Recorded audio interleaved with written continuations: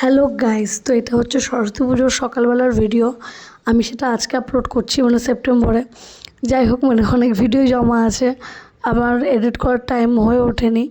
তো যাই হোক, এটা হচ্ছে আমার সকালবেলাকার আউটফিট সরস্বতী পুজোর দিন।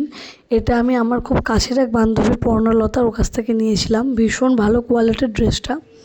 যাই হোক, আমরা তারপর বেরিয়ে পড়েছিলাম ঘুরতে। দেখতেই পাচ্ছ সঙ্গে আমার ছোটো ছোটো বুনু ছাত্রী, যা বলবে, এরা আমার সব নাচের ছাত্রী। তো যাই হোক, ওদেরকে নিয়ে বেরিয়ে পড়েছিলাম। প্রথমে গেছিলাম বিদ্যাভবন।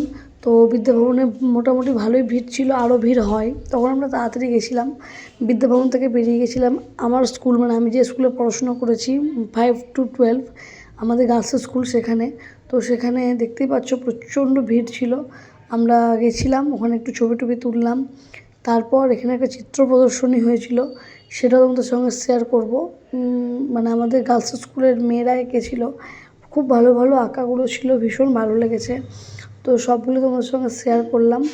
তারপরে ওখান থেকে আমরা বেরিয়ে পড়েছিলাম বাইরেই, যে পেয়ারা খাবো, তাই পেয়ারা খেলাম সবাই মিলে একটু একটু করে। দিয়ে পেয়ারা খেয়ে নিয়ে, কাকু সত্যি খুব ভালো পেয়ারা মাখছিল, ওটা তুলে রেখেছি, সত্যি খুব ভালো লাগছিলো। তারপর ওরা সবাই দাঁড়িয়েছিল, ওদের খিদে পেয়ে গেছিলো। তো যাই হোক, তারপর পেয়ারা নিয়ে আমরা ওখান থেকে বেরিয়ে পড়েছিলাম বাড়ি যাওয়ার উদ্দেশ্যে। তো এভাবে আমাদের সকালটা কেটেছিল। তারপরে ভর্তি ভিডিওতে কি করেছি, তারপরে আমি বাড়ি ঢোকার পর কি করলাম, ওটা তোমাদের সঙ্গে নেক্সট ভিডিওতে শেয়ার করছি।